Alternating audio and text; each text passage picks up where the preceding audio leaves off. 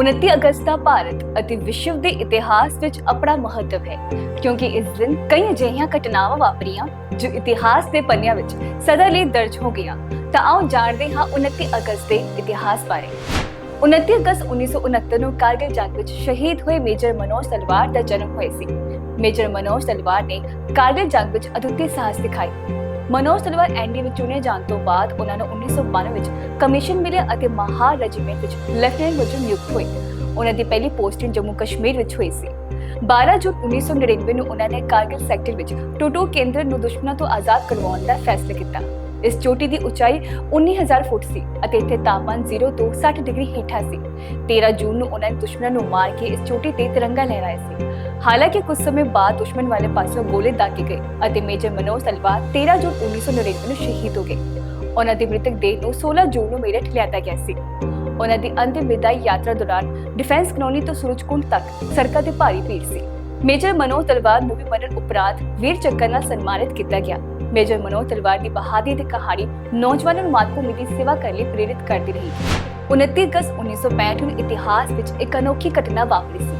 ਅੱਜ ਦੇ ਹੀ ਦਿਨ ਹੀ ਇੱਕ ਪੁਲਾੜ ਯਾਤਰੀ ਅਤੇ ਐਕਵਾਨੌਟ ਨੇ ਫੋਨ ਤੇ ਗੱਲ ਕੀਤੀ ਸੀ, ਯਾਨੀ ਕਿ ਪਹਿਲੀ ਵਾਰ ਪੁਲਾੜ ਦੀ ਉਚਾਈ ਤੋਂ ਲੈ ਕੇ ਸਮੁੰਦਰ ਦੀ ਡੂੰਘਾਈ ਤੱਕ ਸੰਚਾਰ ਹੋਇਆ। ਪੁਲਾੜ ਯਾਤਰੀ ਗੌਰਡਨ ਕਪੂਰ ਜੋ ਉਸ ਸਮੇਂ ਪੁਲਾੜ ਵਿੱਚ ਸਨ ਅਤੇ ਐਕਵਾਨੌਟ ਸਕੌਟ ਕਾਰਪੈਂਟਰ ਜੋ ਸਮੁੰਦਰ ਦੀ ਡੂੰਘਾਈ ਵਿੱਚ ਸਿਲਪ ਸੈਕਿੰਡ ਨਾਮਕ ਪ੍ਰਯੋਗ ਵਿੱਚ ਹਿੱਸਾ ਲੈ ਰਹੇ ਸੀ। ਦੋਹਾਂ ਨੇ ਇੱਕ ਦੂਜੇ ਨਾਲ ਗੱਲਬਾਤ ਕੀਤੀ ਸੀ। ਸਿਲਪ ਸੈਕਿੰਡ ਇੱਕ ਵਿਸ਼ੇਸ਼ ਪ੍ਰੋਜੈਕਟ ਸੀ ਜਿਸ ਦਾ ਮਕਸਦ ਲੰਬੇ ਸਮੇਂ ਤੱਕ ਸਮੁੰਦਰ ਦੀ ਡੂੰਘਾਈ 'ਚ ਮਨੁੱਖਾਂ ਦੇ ਜ਼ਿੰਦਾ ਰਹਿਣ ਦੀ ਸਮਰੱਥਾ ਨੂੰ ਪਰਖਣਾ ਸੀ। ਉਸ ਸਮੇਂ ਗੌਰਡਨ ਕਪੂਰ ਜੈਮਨੀ 5 ਮਿਸ਼ਨ ਦਾ ਇੱਕ ਹਿੱਸਾ ਸਨ ਜੋ ਕਿ ਨਾਸਾ ਦਾ ਇੱਕ ਪ੍ਰਮੁੱਖ ਪੁਲਾੜ ਮਿਸ਼ਨ ਸੀ। ਉਸ ਸਮੇਂ ਪੁਲਾੜ ਯਾਨ ਨੂੰ ਧਰਤੀ ਤੋਂ ਚੰਦਰਮਾ ਤੇ ਜਾਣ ਅਤੇ ਵਾਪਸ ਜਾਣ 'ਚ ਕਰੀਬ 8 ਦਿਨ ਲੱਗੇ ਸਨ। ਜੈਮਨੀ 5 ਮਿਸ਼ਨ ਦੇ ਤਹਿਤ ਨਾਸਾ ਇਹ ਟੈਸਟ ਕਰਨਾ ਚਾਹੁੰਦਾ ਸੀ ਕਿ ਨਵੀਂ ਬੜੀ ਬੈਟਰੀ ਪੁਲਾੜ ਯਾਨ ਨੂੰ 8 ਦਿਨਾਂ ਲਈ ਬਿਜਲੀ ਸਪਲਾਈ ਕਰ ਸਕਦੀ ਹੈ ਜਾਂ ਨਹੀਂ। ਇਹ ਸੰਚਾਰ ਇਤਿਹਾਸਕ ਸੀ ਕਿਉਂਕਿ ਸਕੌਟ ਕਾਰਪੈਂਟਰ ਨੇ ਸਮੁੰਦਰੀ ਤਲ ਤੋਂ ਹੇਠਾਂ 205 ਫੁੱਟ ਦੀ ਡੂੰਘਾਈ ਤੋਂ ਪੁਲਾੜ ਵਿੱਚ ਰੇਡੀਓ ਟੈਲੀਫੋਨ ਰਾਹੀਂ ਗੌਰਡਨ ਕਪੂਰ ਨਾਲ ਗੱਲ ਕੀਤੀ ਸੀ। ਇਸ ਤਰ੍ਹਾਂ ਦੀ ਪਹਿਲੀ ਲੰਬੀ ਦੂਰੀ ਦੀ ਕਾਲ ਸੀ। 29 ਅਗਸਤ 1612 ਨੂੰ ਇੱਕ ਸਮੁੰਦਰੀ ਯੁੱਧ ਹੋਇਆ ਸੀ। ਬ੍ਰਿਟਿਸ਼ ਈਸਟ ਇੰਡੀਆ ਕੰਪਨੀ ਨੇ ਸੂਰਤ ਦੇ ਨੇੜੇ ਸਮੁੰਦਰੀ ਲੜਾਈ ਵਿੱਚ ਪੁਰਤਗਾਲੀ ਜਲ ਸੈਨਾ ਨੂੰ ਹਰਾਇਆ ਸੀ। ਇਸ ਘਟਨਾ ਨੂੰ ਭਾਰਤੀ ਇਤਿਹਾਸ ਵਿੱਚ ਬ੍ਰਿਟਿਸ਼ ਬਸਤੀਵਾਦ ਦੀ ਸ਼ੁਰੂਆਤ ਮੰਨਿਆ ਜਾਂਦਾ ਹੈ। ਤੁਹਾਨੂੰ ਦੱਸ ਦਈਏ ਕਿ 16ਵੀਂ ਅਤੇ 17ਵੀਂ ਸਦੀ ਵਿੱਚ ਪੁਰਤਗਾਲੀਆਂ ਦਾ ਭਾਰਤ ਦੇ ਵਪਾਰ ਤੇ ਬਹੁਤ ਪ੍ਰਭਾਵ ਸੀ।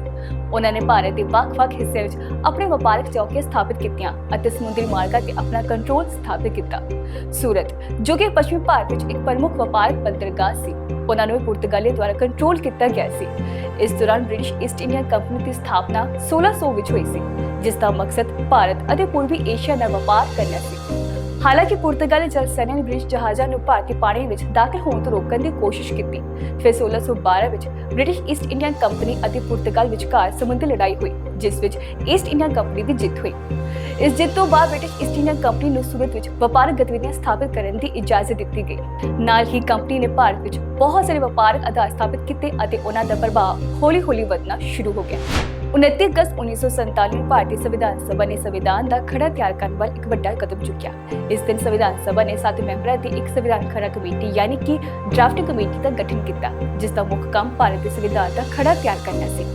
ਇਸ ਡਰਾਫਟ ਕਮੇਟੀ ਦੇ ਚੇਅਰਮੈਨ ਡਾਕਟਰ ਭੀਮਰਾਓ ਅੰਬੇਡਕਰ ਸਨ। ਕਿਹਾ ਜਾਂਦਾ ਹੈ ਕਿ ਕਮੇਟੀ ਨੇ ਵੱਖ-ਵੱਖ ਮੌਜੂਦਾ ਸੰਵਿਧਾਨਾਂ, ਰਾਜਨੀਤਿਕ ਸਿਧਾਂਤਾਂ ਅਤੇ ਭਾਰਤ ਦੇ ਲੋੜਾਂ ਦਾ ਅਧਿਐਨ ਕਰਕੇ ਸੰਵਿਧਾਨ ਦਾ ਖਰੜਾ ਤਿਆਰ ਕੀਤਾ ਹੈ। ਕਮੇਟੀ ਦੇ ਮੈਂਬਰਾਂ ਨੇ ਲੋਕ ਹਿੱਤਾਂ ਲਈ ਸੰਵਿਧਾਨ ਬਣਾਉਣ ਲਈ ਡੂੰਘਾਈ ਨਾਲ ਵਿਚਾਰ ਵਟਾਂਦਰਾ ਕੀਤਾ ਸੀ ਅਤੇ ਇਸ ਵਿੱਚ ਸਮਾਵੇਸ਼ੀ, ਲੋਕਤਾਂਤਰਿਕ ਅਤੇ ਧਰਮ-ਨਿਰਪੇਖ ਸਿਧਾਂਤਾਂ ਨੂੰ ਥਾਂ ਦਿੱਤੀ ਸੀ। ਸੰਵਿਧਾਨ ਡਰਾਫਟ ਕਮੇਟੀ ਨੂੰ ਭਾਰਤੀ ਸੰਵਿਧਾਨ ਦਾ ਖਰੜਾ ਤਿਆਰ ਕਰਨ ਵਿੱਚ ਲਗਭਗ 3 ਸਾਲ ਲੱਗੇ। ਇਸ ਖਰੜੇ ਨੂੰ 26 ਨਵੰਬਰ 1949 ਨੂੰ ਸੰਵਿਧਾਨ ਸਭਾ ਦੁਆਰਾ ਪ੍ਰਵਾਨ ਕੀਤਾ ਗਿਆ ਅਤੇ ਇਹ ਸੰਵਿਧਾਨ 26 ਜਨਵਰੀ 1950 ਨੂੰ ਲਾਗੂ ਹੋਇਆ। ਰਾਸ਼ਟਰੀ ਖੇਡ ਦਿਵਸ ਹਰ ਸਾਲ ਭਾਰਤ ਵਿੱਚ 29 ਅਗਸਤ ਨੂੰ ਮਨਾਇਆ ਜਾਂਦਾ ਹੈ। ਇਹ ਦਿਨ ਮਹਾਨ ਹਾਕੀ ਖਿਡਾਰੀ ਮੇਜਰ ਧਿਆਨ ਚੰਦ ਦੇ ਜਨਮ ਦਿਨ ਦੀ ਯਾਦ ਵਿੱਚ ਮਨਾਇਆ ਜਾਂਦਾ ਹੈ। ਮੇਜਰ ਧਿਆਨ ਚੰਦ ਦਾ ਜਨਮ 29 ਅਗਸਤ 1905 ਨੂੰ ਉੱਤਰ ਪ੍ਰਦੇਸ਼ ਦੇ ਪ੍ਰਯਾਗਰਾਜ ਵਿੱਚ ਹੋਇਆ ਸੀ। ਉਹਨਾਂ ਨੂੰ ਹਾਕੀ ਦੇ ਜਾਦੂਗਰ ਦੇ ਨਾਂ ਨਾਲ ਵੀ ਜਾਣਿਆ ਜਾਂਦਾ ਹੈ। ਉਹਨਾਂ ਨੂੰ ਭਾਰਤੀ ਹਾਕੀ ਦੇ ਇਤਿਹਾਸ ਵਿੱਚ ਸਭ ਤੋਂ ਪ੍ਰਸਿੱਧ ਅਤੇ ਸਨਮਾਨਿਤ ਖਿਡਾਰੀਆਂ ਵਿੱਚੋਂ ਇੱਕ ਮੰਨਿਆ ਜਾਂਦਾ ਹੈ। ਧਿਆਨ ਚੰਦ ਨੇ ਸਾਲ 1926 ਵਿੱਚ ਭਾਰਤੀ ਹਾਕੀ ਟੀਮ ਨਾਲ ਆਪਣੇ ਕੈਰੀਅਰ ਦੀ ਸ਼ੁਰੂਆਤ ਕੀਤੀ ਅਤੇ ਜਲਦ ਹੀ ਆਪਣੇ ਵਿਲੱਖਣ ਹਾਕੀ ਹੁਨਰ ਨਾਲ ਸਾਰਿਆਂ ਨੂੰ ਪ੍ਰਭਾਵਿਤ ਕੀਤਾ। ਉਹਨਾਂ ਨੇ 1928, 1932 ਅਤੇ 1936 ਦੀਆਂ ਓਲੰਪਿਕ ਖੇਡਾਂ ਵਿੱਚ ਭਾਰਤੀ ਹਾਕੀ ਟੀਮ ਦੀ ਅਗਵਾਈ ਕੀਤੀ ਅਤੇ ਭਾਰਤ ਨੂੰ 3 ਵਾਰ ਸੋਨ ਤਮਗਾ ਦਿਵਾਇਆ। ਧਿਆਨ ਚੰਦ ਨੇ ਆਪਣੇ ਕੈਰੀਅਰ ਵਿੱਚ 400 ਤੋਂ ਵੱਧ ਗੋਲ ਕੀਤੇ।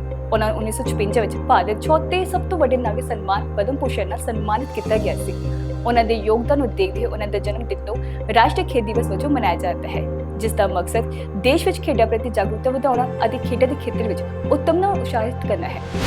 29 ਅਗਸਤ 1931 ਨੂੰ ਮਹਾਨ ਵਿਗਿਆਨੀ ਮਾਈਕਲ ਫੈਰਾਡੇ ਨੇ ਇਲੈਕਟ੍ਰੋਮੈਗਨੈਟਿਕ ਇੰਡਕਸ਼ਨ ਦੀ ਖੋਜ ਕੀਤੀ। ਫੈਰਾਡੇ ਦੀ ਖੋਜ ਦਾ ਮੂਲ ਸਿਧਾਂਤ ਇਹ ਸੀ ਕਿ ਇੱਕ ਬਦਲਦਾ ਚੁੰਬਕੀ ਖੇਤਰ ਇੱਕ ਇਲੈਕਟ੍ਰੀਕਲ ਕੰਡਕਟਰ ਦੇ ਵਿੱਚ ਇਲੈਕਟ੍ਰਿਕ ਕਰੰਟ ਪੈਦਾ ਕਰ ਸਕਦਾ ਹੈ। ਉਹਨਾਂ ਨੇ ਸਿੱਧ ਕੀਤਾ ਕਿ ਜਦੋਂ ਇੱਕ ਚੁੰਬਕ ਨੂੰ ਤਾਰ ਦੇ ਕੋਇਲ ਦੇ ਨੇੜੇ ਲਿਆਂਦਾ ਜਾਂਦਾ ਹੈ ਤਾਂ ਤਾਰ ਦੇ ਅੰਦਰ ਇੱਕ ਬਿਜਲੀ ਦਾ ਕਰੰਟ ਪੈਦਾ ਹੁੰਦਾ ਹੈ। ਇਸ ਨੂੰ ਇਲੈਕਟ੍ਰੋਮੈਗਨੈਟਿਕ ਇੰਡਕਸ਼ਨ ਕਿਹਾ ਜਾਂਦਾ ਹੈ। ਫੈਰਾਡੇ ਨੇ ਇੱਕ ਸਧਾਰਨ ਪ੍ਰਯੋਗ ਦੁਆਰਾ ਇਹ ਸਾਬਤ ਕੀਤਾ।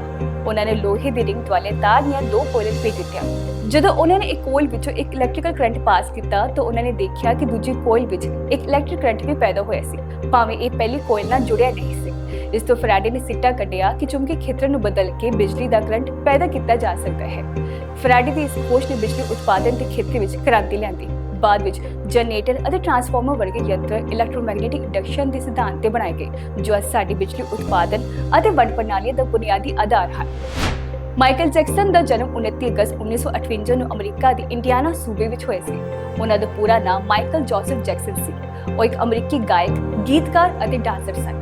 ਉਹ ਆਪਣੇ ਸਮੇਂ ਤੇ ਸਭ ਤੋਂ ਪ੍ਰਭਾਵਸ਼ਾਲੀ ਅਤੇ ਪ੍ਰਸਿੱਧ ਸੰਗੀਤ ਕਲਾਕਾਰਾਂ ਵਿੱਚੋਂ ਇੱਕ ਸਨ। ਮਾਈਕਲ ਜੈਕਸਨ ਨੇ ਬਹੁਤ ਹੀ ਛੋਟੀ ਉਮਰ ਵਿੱਚ ਸੰਗੀਤ ਦੀ ਦੁਨੀਆ ਵਿੱਚ ਕਦਮ ਰੱਖਿਆ ਸੀ। ਉਹ ਜੈਕਸਨ ਪਰਿਵਾਰ ਦਾ 7ਵਾਂ ਬੱਚਾ ਸੀ ਅਤੇ ਬਚਪਨ ਵਿੱਚ ਹੀ ਆਪਣੇ ਭਰਾਵਾਂ ਦੇ ਨਾਲ ਉਹ ਦ ਜੈਕਸਨ 5 ਨਾਮਕ ਬੈਂਡ ਦਾ ਹਿੱਸਾ ਬਣ ਗਿਆ ਸੀ। ਇਸ ਬੈਂਡ ਵਿੱਚ ਉਹਨਾਂ ਨੇ ਮੁੱਖ ਗਾਇਕ ਦੀ ਭੂਮਿਕਾ ਨਿਭਾਈ ਅਤੇ ਜਲਦ ਹੀ ਆਪਣੀ ਵਿਲੱਖਣ ਆਵਾਜ਼ ਅਤੇ ਡਾਂਸਿੰਗ ਹੁਨਰ ਲਈ ਜਾਣੇ ਜਾਣ ਲੱਗੇ। 1971 ਵਿੱਚ ਮਾਈਕਲ ਜੈਕਸਨ ਨੇ ਆਪਣੇ ਸੋਲੋ ਕੈਰੀਅਰ ਦੀ ਸ਼ੁਰੂਆਤ ਕੀਤੀ, ਪਰ ਉਹਨਾਂ ਨੂੰ ਅਸਲੀ ਸਫਲਤਾ ਸਾਲ 1982 ਵਿੱਚ ਮਿਲੀ ਜਦੋਂ ਉਹਨਾਂ ਦੀ ਐਲਬਮ ਥ੍ਰਿਲਰ ਰਿਲੀਜ਼ ਹੋਈ ਸੀ। ਇਹ ਐਲਬਮ ਇਤਿਹਾਸ ਵਿੱਚ ਸਭ ਤੋਂ ਵੱਧ ਵਿਕਣ ਵਾਲੀ ਐਲਬਮ ਬਣ ਗਈ। ਮਾਈਕਲ ਜੈਕਸਨ ਨੇ ਨਾ ਸਿਰਫ ਸੰਗੀਤ ਵਿੱਚ ਸਗੋਂ ਡਾਂਸ ਵਿੱਚ ਵੀ ਨਵੇਂ ਰੁਝਾਨ ਸਥਾਪਿਤ ਕੀਤੇ। ਉਹਨਾਂ ਦੇ ਆਈਕੋਨਿਕ ਡਾਂਸ ਮੂਵਸ ਜਿਵੇਂ ਕਿ ਮੂਨਵੌਕ ਅੱਜ ਵੀ ਯਾਦ ਕੀਤਾ ਜਾਂਦਾ ਹੈ। ਮਾਈਕਲ ਜੈਕਸਨ ਦਾ ਦੇਹਾਂਤ 25 ਜੂਨ 2009 ਨੂੰ ਹੋਇਆ ਸੀ।